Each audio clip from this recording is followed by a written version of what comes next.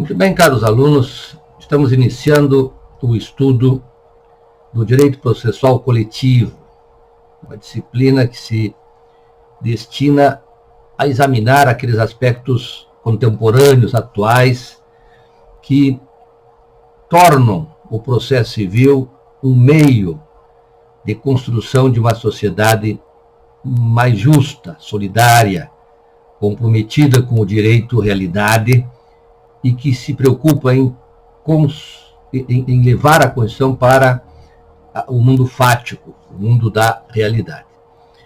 Vamos iniciar examinando na aula de hoje o chamado microsistema do direito processual civil coletivo.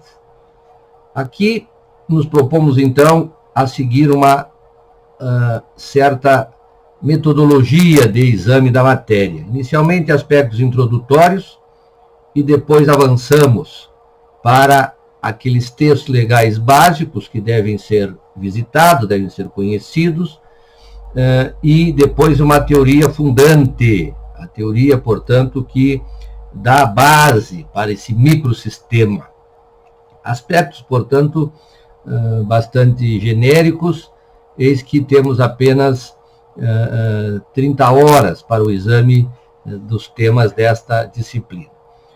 Depois vamos para uma atividade de estudo dirigido, fazendo então um questionário de fixação com questões sobre as temáticas examinadas, também um estudo de um caso real, devendo então ser feita a síntese deste caso, relatando o fato e as decisões de primeiro e segundo grau.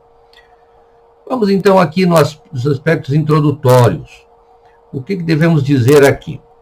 Nós sabemos que o Código de Processo Civil de 73, que já foi revogado, ele foi estruturado num tempo histórico em que havia uma clássica divisão da tutela jurisdicional. Quer dizer, havia uma visão de que para se decidir determinado fato é preciso conhecer para poder dar uma decisão, para poder dar uma sentença dizendo de quem é o direito e qual é a extensão do seu direito. Depois haveria necessidade de garantir a execução dessa decisão, se ela não fosse a decisão cumprida espontaneamente, voluntariamente. E também a possibilidade de decisões antecipadas, medidas, portanto, de natureza acautelatória, o chamado processo cautelar. Esse formato, portanto, de 73, ele volta-se para a defesa de direitos subjetivos individuais. Então, o que o CPC de 73 fazia era regular, normatizar um processo civil que reconhecia a existência de sujeitos de direito capazes de exercer seus direitos e de defendê-los na hipótese de ferimento aos direitos. Então, tínhamos esse mecanismo de defesa individual. O indivíduo vai a juízo, buscando, então, proteger o seu direito, valendo-se dos meios que a ordem jurídica lhe ofertava, que era a prestação jurisdicional provocada pelo sujeito titularizado. O CPC de 2015, no artigo 18, de uma certa forma, ele traz aqui uma previsão que diz assim, ninguém poderá pleitear direito alheio em nome próprio, salvo quando autorizado pelo ordenamento jurídico. Então, o CPC atual de 2015, o Código de Processo Civil, mantém essa ideia de que quem pode pleitear um direito é o titular do direito. É ele que está autorizado a ir a juízo reclamar o direito violado, o direito não alcançado, o bem da vida não concedido. Mas se admite que possa haver, em certos casos, uma autorização. Então, o indivíduo pode, por meio do contrato de mandato, por exemplo, outorgar poderes para alguém falar por ele e ir a juízo reclamar naqueles direitos que não são indisponíveis. Ainda assim, no artigo 113 também, admite o litisconsórcio. Vejam o que diz o artigo 113. Duas ou mais pessoas podem litigar no mesmo processo, em conjunto, ativo ou passivamente, quando entre elas houver comunhão de direitos ou de obrigações relativamente à lide, ou causas em que haja uma conexão pelo pedido ou pela causa de pedir. Então, aqui se admitia o quê? O litisconsórcio, tanto ativo quanto passivo. Então, eu tenho interesses comuns, um grupo tem interesses comuns, então podem as pessoas se qualificarem, ambas, né, ou todas, e vão a juízo acionando aquelas contra as quais dizem que têm direitos a serem buscados, a serem protegidos. Então, o litisconsórcio é uma maneira de assegurar uma demanda com grau de coletividade bem escasso, né? Mas ainda assim permite uma ação coordenada de vários sujeitos. É claro que isso cria dificuldades para a demanda ser processada, porque há todo um conjunto probatório a ser realizado, oitivas das partes, de testemunhas, e todas essas questões ligadas, então, à fase instrutória do processo.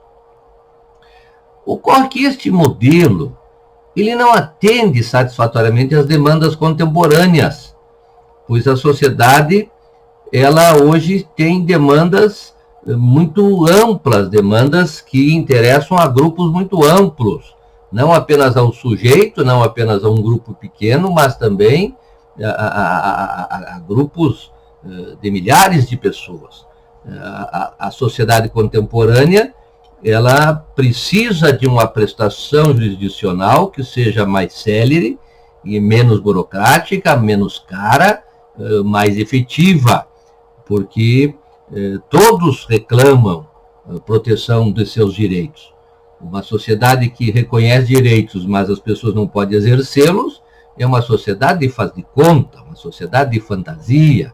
No Brasil, de uma certa forma, nós observamos que isso ocorre, né, do direito previdenciário, direito do trabalho, direito penal muito mais grave, isso tudo, mas no direito civil também observa-se que há uma certa não aplicação do direito, porque as pessoas não têm acesso aos fóruns, não têm acesso aos juízes, não têm acesso, e às vezes o acesso é precário, ele é difícil, ele é caro, ele não é efetivo, ele não ganha corpo, os processos se arrastam, e tudo isso desprestigia a estrutura estatal.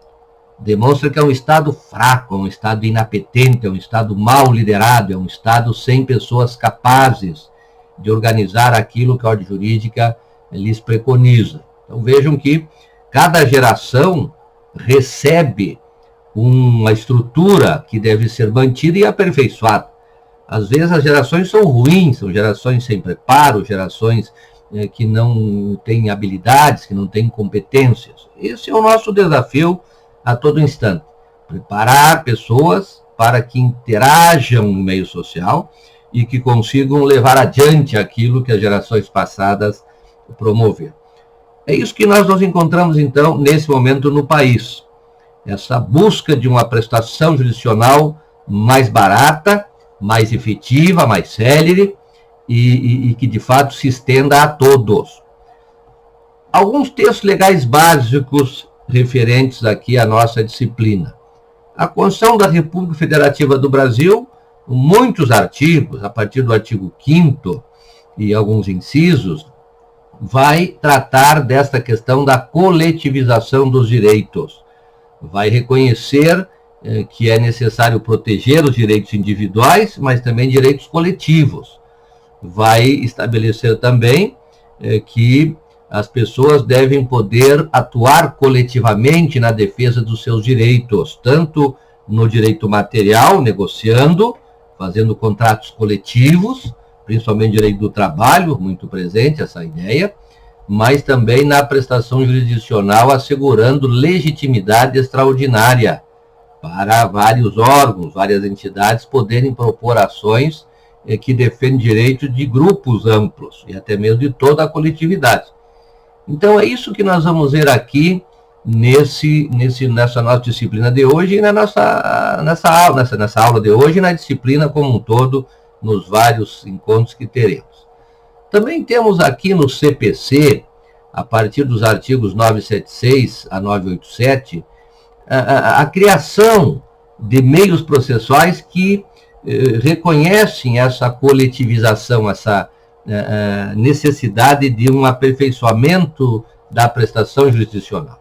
Então, temos o incidente de resolução de demandas repetitivas. Nós vamos falar sobre ele numa outra hora, estamos apenas aqui apontando como deve ser visto como uma dessas respostas que é dada para o aperfeiçoamento da prestação jurisdicional.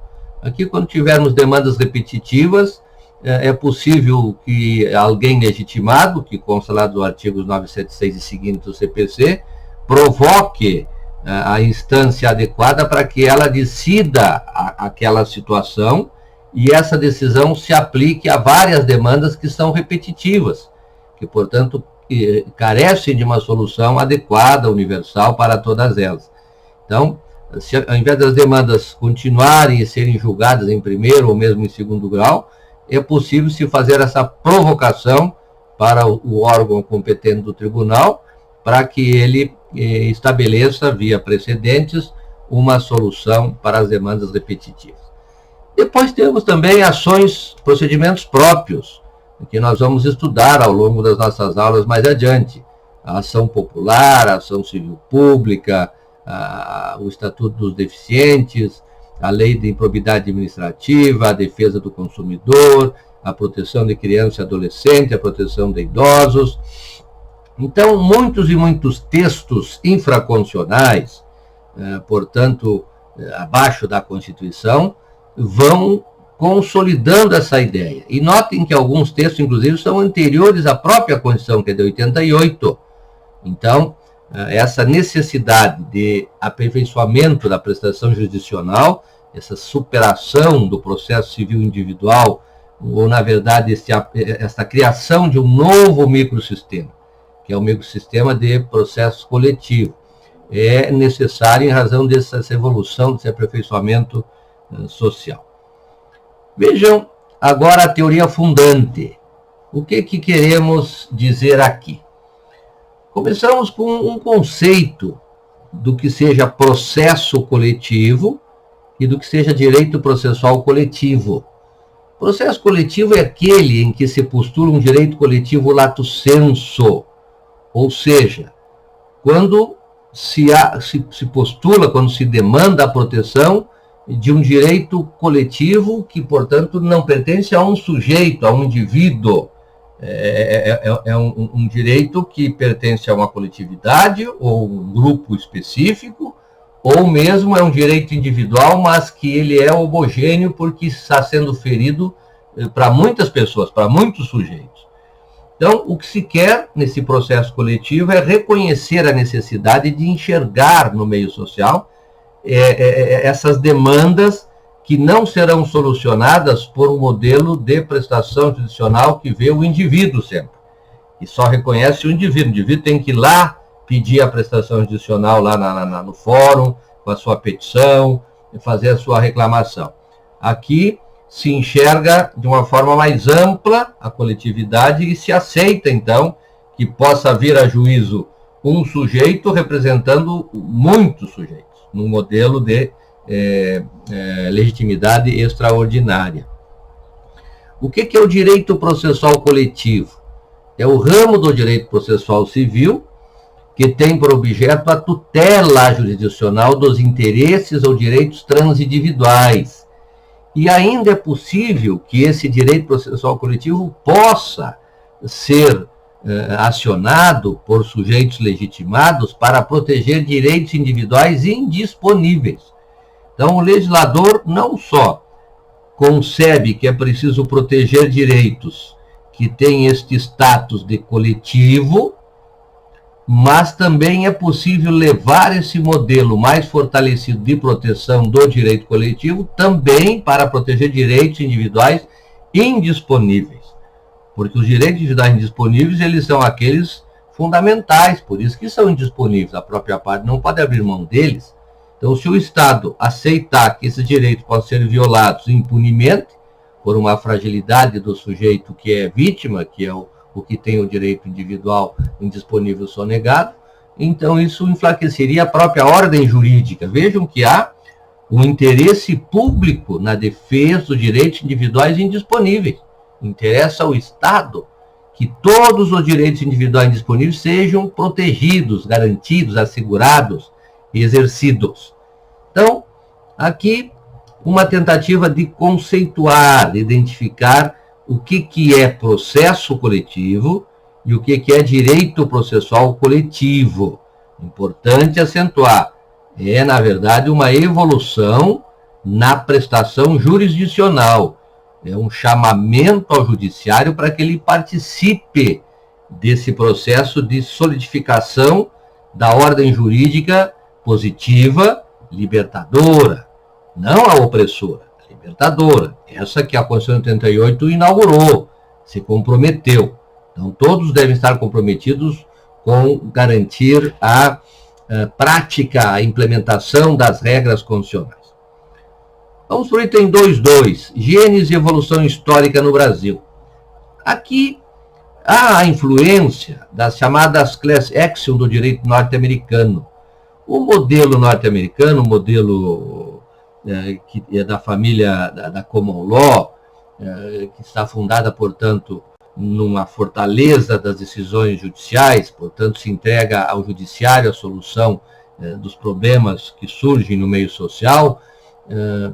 Esse sistema de Common Law, ele já foi aperfeiçoado. Hoje também admite processos legislativos, mas há uma fortaleza desta ação do judiciário, principalmente no direito inglês, direito norte-americano e aqueles que sofreram a influência do direito inglês. No caso brasileiro, merecem aqui destaque experiências que começaram já a partir lá do Estado Novo, lá com Getúlio Vargas, na área do direito do trabalho.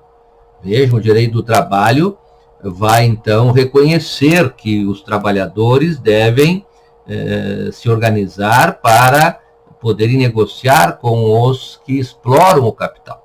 Então, os exploradores do capital, eles não podem simplesmente impor aos trabalhadores aquilo que acharem adequado. Há necessidade de respeitar um limite e também é possível uma negociação entre trabalhadores e empreendedores. O direito do trabalho, por natureza, é um direito em que a ideia do coletivo é muito forte, porque se reconhece aos sindicatos o poder de negociar, de promover dissídios coletivos, de organizar até mesmo movimentos paredistas, e tudo isso dentro da ordem jurídica, com a participação do Estado juiz, inclusive um juiz especializado. No caso brasileiro, então, a Justiça do Trabalho é que está encarregada de ser acionada nesses casos em que haja um conflito entre capital e trabalho, o que é comum, é natural, e certamente sempre haverá a necessidade dessa intermediação. Depois temos a Lei da Ação Popular, a Lei da Ação Civil Pública, a própria Constituição de 88, a defesa do consumidor, em 90, a defesa de criança e adolescente, a defesa da probidade, o mandado de segurança coletiva, o mandado de injunção coletiva. Vejam que há uma evolução aqui na linha histórica, quando observamos as datas em que são produzidos esses novos modelos, essas novas maneiras, essas novas formas de se prestar a jurisdição. E tudo indica que vamos numa direção do aperfeiçoamento. Às vezes estacionamos, às vezes pode haver um pequeno recuo, mas o certo é que, na medida que estudamos esses institutos, que olhamos a nossa sociedade, que observamos a importância do direito para a organização social, todos vão se convencendo de que é necessário legislação que pacifique, que inclua e que garanta a promoção dos mandamentos da Constituição. Então, se eu tiver juízes comprometidos com isso, promotores, delegados, policiais, agentes penitenciários, advogados, defensores públicos, teremos então as condutas desses obreiros do direito comprometidos com a Constituição e com sua implementação. Então, A gênese e evolução histórica no Brasil vai nos revelando isso, que há uma caminhada em direção a algo melhor, algo mais comprometido com a pacificação dos conflitos de forma justa, de forma adequada, criando um ambiente de existência digna para todos. Claro, estamos muito longe do ideal, isso todos nós percebemos, basta abrir a janela e olhar para a cidade. Agora, não é porque a situação não se revela adequada que vamos nos entregar ao caos. É preciso seguir aqui na construção de uma ordem jurídica justa. Há também uma proposta de codificação como ápice desse movimento do direito processual coletivo. Data de 2002 essas tentativas. Inclusive, se chegou a um projeto de lei na Câmara, o projeto 5.139. Esse projeto que está aqui, ó, projeto de lei do Congresso, da Câmara, né, em que há essa ideia de disciplinar a ação civil pública para a tutela de interesses difusos, coletivos ou individuais homogêneos, e ainda outras providências são aqui pensadas. Aqui, na verdade, esse projeto de lei da Câmara, ele é resultado de uma tentativa que a doutrina promoveu a partir de muitos seminários, muitos estudos, muitos materiais, inclusive consolidados. Aqui, se alguém tiver interesse em fazer um estudo, temos esse material que traz da sistematização do surgimento, a atualidade, o processo coletivo publicado pela RT. Então, caso alguém tenha um interesse, vai encontrar aqui muitos textos, artigos, materiais relevantes, importantes sobre o processo coletivo e a sua evolução até chegarmos, do ponto de vista legislativo, a essa proposta de codificação. O projeto, então, se organiza da seguinte forma: tem as disposições gerais, depois trata dos princípios, vai elencar quais os princípios que devem ser respeitados na prestação dessa jurisdição chamada tutela coletiva, regula os pressupostos processuais, condições da ação, qual é o procedimento, as várias técnicas, cria aqui mecanismos para facilitar a execução, para cumprir a sentença, também regulamenta o compromisso e ajustamento de conduta, o inquérito civil, e que hoje estão regulados de uma forma muito precária na legislação da ação civil pública atual, cria também um cadastro nacional dos processos coletivos, cria também o cadastro nacional dos inquéritos civis e também dos compromissos e ajustamento de condutas celebrados entre MP, principalmente, e os acionados. Há também previsões aqui de reparação de danos. Então, ler esse projeto de lei da Câmara vai nos permitir, se lermos aqui nos artigos, né, eu precisaria apenas a reunião dos capítulos, mas aqui nós encontramos uma série de propostas de normas, de leis, portanto, de regras, que vão possibilitar uma atuação mais qualificada na defesa desses direitos, desses interesses que nós vamos ver na próxima aula, se desgarram do mero interesse individual. Mas esse projeto não foi aprovado. A Câmara discutiu, debateu, mas não conseguiu transformar isso num texto legal novo. Serve, naturalmente, como orientador para as decisões judiciais, para artigos, para novos estudos, até que se consiga, talvez, retomar esses trabalhos. Quais são os fundamentos do processo civil coletivo? Aqui nós encontramos várias razões, vários motivos, várias bases existenciais que vão fundamentar esse surgimento do processo coletivo. Primeiro, uma dilação funcional do processo civil. Quer dizer, o processo civil, que antes tinha uma visão de prestar serviço a um sujeito de direito, seja pessoa natural ou pessoa jurídica, que ia em busca da prestação jurisdicional mediante a ação própria ou ação ordinária, comum, mas se percebeu então que esta metodologia não é suficiente. Há uma ampliação do seu papel. Há uma necessidade de que a prestação jurisdicional ela se dê de forma mais efetiva para todos e também que não apresente desarmonias, dissintonias entre situações que são semelhantes, dando decisões díspares para situações semelhantes.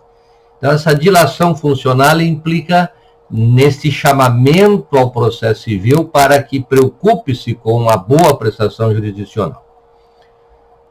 Também a questão de ser uma sociedade de economia de massas. Nós evoluímos, então, o Brasil e o mundo também, no sentido de que a economia ela se agiganta. Vão surgindo novas demandas, novos produtos, novas formas de viver, novas formas de se relacionar.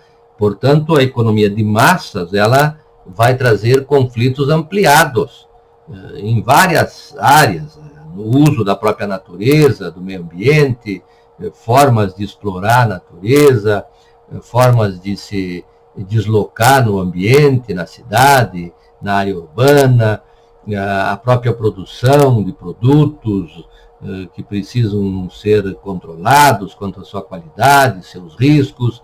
Então vejam que a economia de massas ela exige uma prestação jurisdicional que não fique fixada no indivíduo, porque se eu tenho uma demanda que interessa a 1000 indivíduos, se cada um vai propor uma ação, nós vamos ter então 1000 processos tramitando.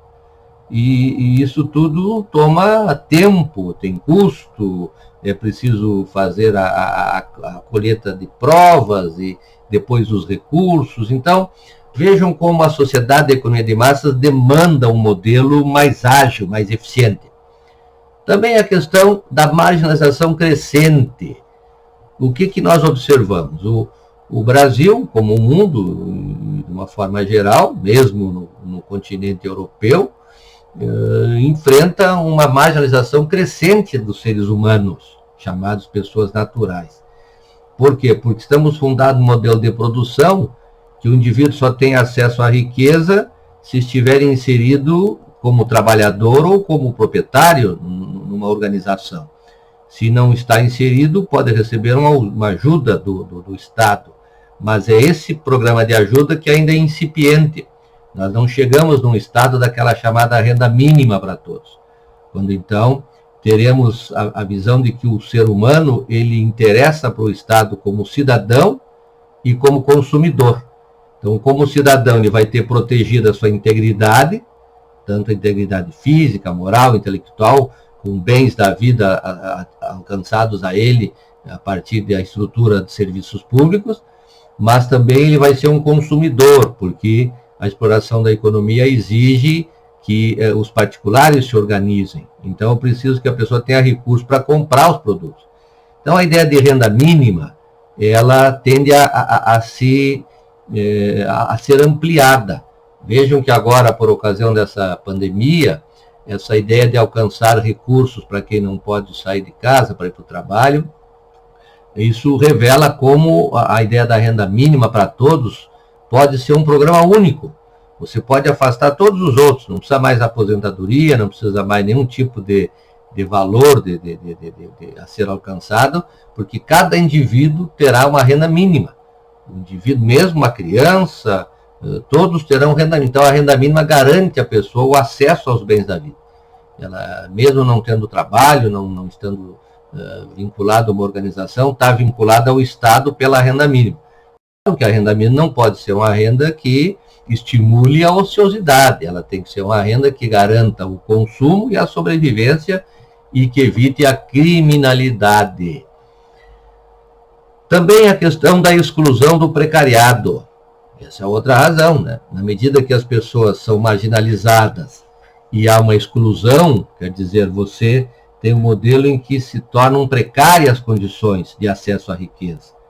Tudo isso, se não tiver uma atuação da jurisdição para garantir os direitos, pode gerar um caos social, pode trazer crise, pode trazer conflitos, pode trazer dizer, situações de risco e de violência. Então, o processo coletivo aqui, de uma certa forma, ele vai permitir que se possa ter ações judiciais que vão trazer o judiciário para dentro do problema, para colaborar na solução, para encontrar formas de garantir a implementação do modelo constitucional.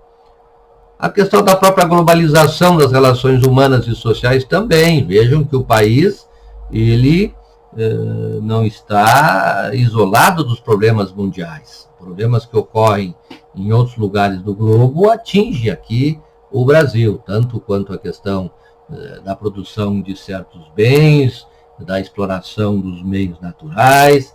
Portanto, é necessário aqui também um olhar para essa situação. O surgimento de uma sociedade intermediária entre a família e o Estado. Então, notem que aqui o indivíduo nasce num grupo familiar, normalmente família nuclear biparental. Ali ele vai ter uma formação com auxílio da escola e auxílio da igreja, auxílio também de alguns aparatos sociais, e depois ele vai servir ao sistema econômico. Mas começam a surgir elementos novos que criam uma sociedade que ela não é o Estado, mas também não é a família.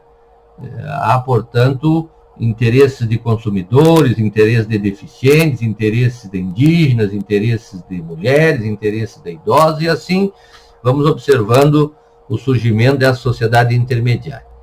E também a publicização e socialização do direito. Então, notem que publicizar e socializar implica uma interferência maior do público no privado. Então, o privado, ele se revela insuficiente, totalmente privado, para criar uma sociedade justa, inclusiva, e, portanto, o público vai penetrando, vai trazendo limites, vai trazendo obrigações, e vai havendo uma socialização do direito, portanto, uma ampliação da proteção social.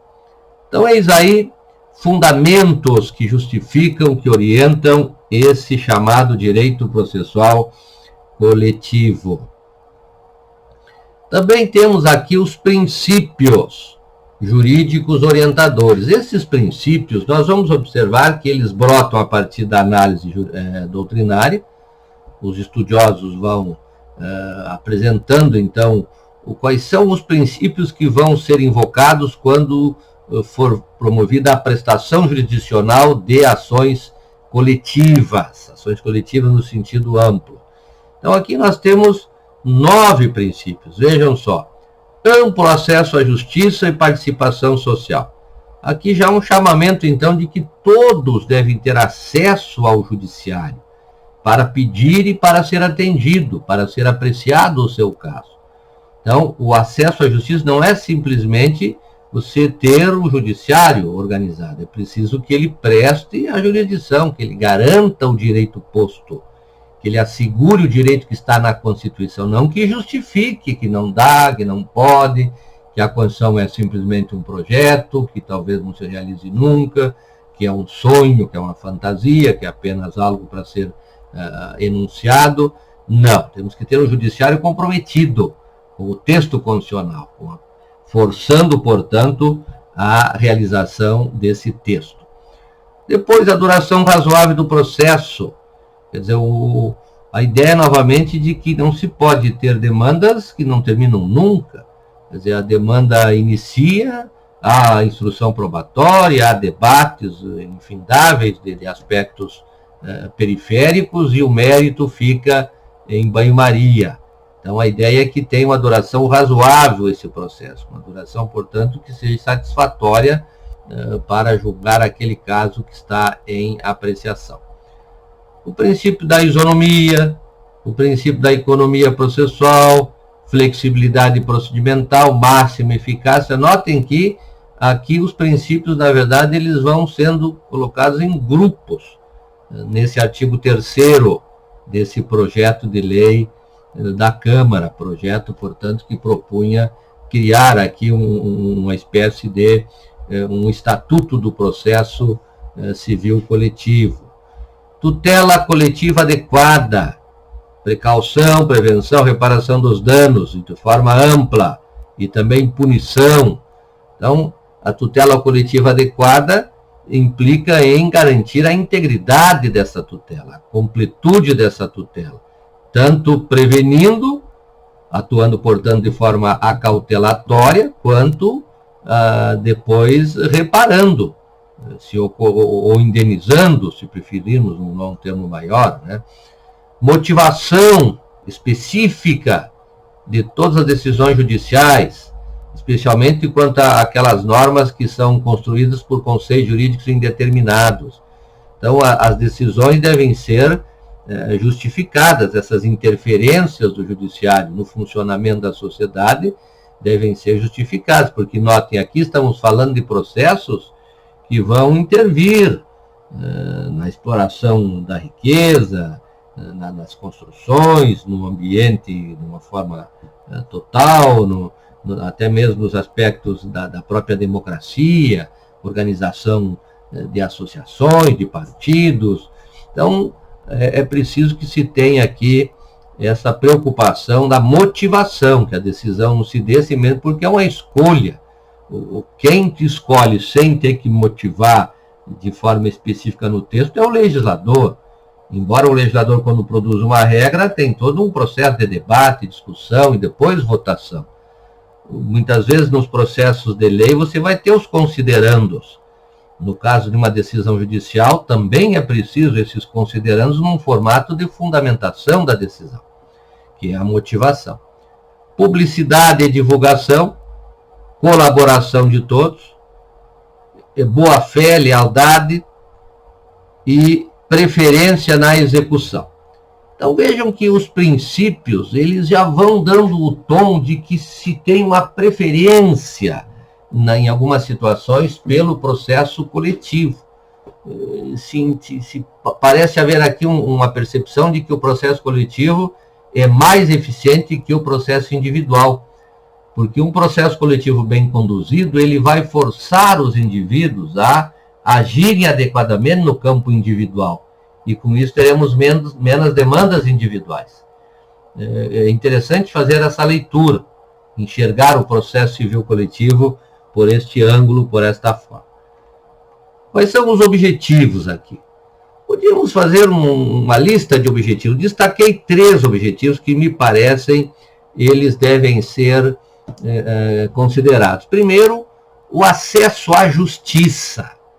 Vejam, acesso à justiça num sentido amplo, num sentido maiúsculo. Acessar a justiça significa ter o seu direito objetivo, o seu direito reconhecido na lei, garantido. Então, se há na Constituição a ideia de que não pode haver pobreza, não pode haver pobreza no país. Que não pode haver pena de morte, não pode haver pena de morte, seja aquela aplicada legalmente, aquela aplicada ilegalmente, nas periferias principalmente. Então, o acesso à justiça implica nisso. A justiça como um dos poderes verdadeiros do Estado, não um mero aparato para servir apenas a uma elite dominante, mas que sirva a todos, sirva à comunidade, sirva ao cidadão. Ver a justiça, portanto, como um elemento que também garante a cidadania. Juízes bem preparados, juízes isentos, juízes que não tenham orientações específicas, preferências ideológicas. É claro que é um processo difícil, mas nós sabemos que na formação dada nas faculdades vai brotar em cada sujeito a crença de que a sua conduta, a sua ação, ela é importante na construção dessa sociedade mais igual. Também a questão da economia processual. Aqui é fácil observar, já disse antes, né, a economia quer dizer eu tenho menos demandas individuais e em muitas situações são resolvidas apenas por um processo. Então, um processo vai permitir que tenhamos solução para vários litígios, para várias lides. Então, a economia é enorme, seja na estrutura, seja na tramitação dos processos, seja nas custas, seja até mesmo no pessoal envolvido. Claro que a economia processual vai implicar em desorganizar determinadas estruturas que são criadas para fazer com que os processos tramitem de uma certa forma. Então, quando você tem, por exemplo, na área penal, você tem lá o inquérito penal, depois você tem, né, na área civil, novamente o processo civil, na administrativa o processo administrativo, são criadas estruturas, inclusive às vezes com o pessoal, como servidor público, para responder nessas demandas. Num processo coletivo, você pode até mesmo enxugar as estruturas. É claro que aqui estamos falando de uma situação que seria ideal. Há também aqui um objetivo que é a efetividade do direito material. O que é isto? Aqui o que queremos é que o direito material seja implementado, seja reconhecido como direito verdadeiro. Então, o processo ele não pode ser um direito à parte, que serve a ele mesmo. Não, ele tem que garantir que o direito previsto na Constituição se materialize, se realize. Então, queremos efetividade, concretude, realidade do direito material. São objetivos bastante elevados, e aqui já revelo, então, como é importante que o direito processual coletivo seja implementado, seja praticado cada vez com maior intensidade. Características que nós podemos identificar no direito processual coletivo. Vejam, o processo civil como instrumento de contribuição para a reestruturação social positiva. Já falei sobre isso. O processo civil serve, aqui na verdade podemos dizer a jurisdição civil. Falamos da civil aqui, mas sabemos que a jurisdição penal, a eleitoral, a constitucional, tem também papel relevantíssimo nessa reestruturação, ou nessa contínua estruturação social que nós precisamos e que nós enfrentamos rotineiramente. Aqui também uma outra característica, a participação do judiciário na implementação, aplicação, controle e gestão de políticas públicas. O que temos então? O Poder Judiciário, ele começa a ser chamado a apreciar reclamações quanto ao uso dos recursos públicos, quanto à gestão dos recursos públicos, quanto à implementação de políticas públicas. E geralmente isso dependia do Executivo, do Legislativo, nesse jogo de força. E o Judiciário, então, agora é chamado por quê? Porque o sujeito que era beneficiado pela política pública, ele, então, percebendo que o Legislativo não atua, não consegue produzir a lei, há conflitos ali que não permitem brotar a lei. O Executivo não faz, não consegue também liderar, e tem a Constituição dizendo que há o direito. Então, como é que nós vamos fazer com que se realize a política pública? Tem que ir ao Judiciário pedir que o Judiciário mande fazer. Ou mesmo faça em certos casos. O que é interessante observar nessa quadra histórica, quando já devíamos estar já há 30 anos com a Constituição de 88, mais do que isso até, já tínhamos que ter lideranças políticas hábeis, capazes, honestas o suficiente para construir uma sociedade mais justa. O Brasil, infelizmente, enfrenta ainda problemas de lideranças muito fracas, de pessoas desprovidas de valores verdadeiros no sentido da gestão pública. É claro que não devemos achar que é uma terra arrasada, não é assim, mas é necessário ainda muito a caminhar para chegarmos a bom porto. Finalmente, também como característica, uma tutela jurisdicional reforçada do direito material transindividual.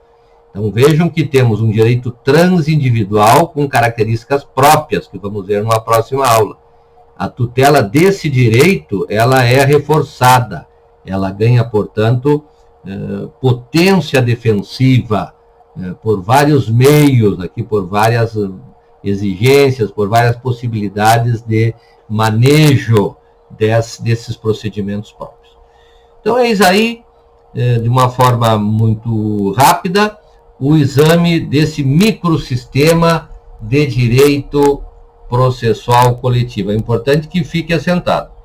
O direito processual coletivo é um microsistema dentro do direito processual civil que volta-se para a proteção dos direitos transindividuais, cria, portanto, uma estrutura mais forte, mais dinâmica, mais efetiva, e também se leva esta proteção para os direitos individuais indisponíveis, como falei aqui durante a exposição.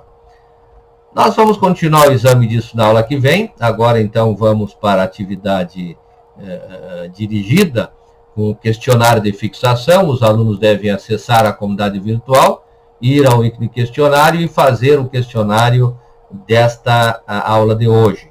E depois o estudo do caso real está também disponível na comunidade virtual, lá na biblioteca materiais. Deve-se pegar lá o acórdão, fazer a síntese e depois postar aqui no fórum. Esse estudo pode ser feito até domingo, portanto, até o final de semana, com mais vagar. É isso para a hora. Bons estudos!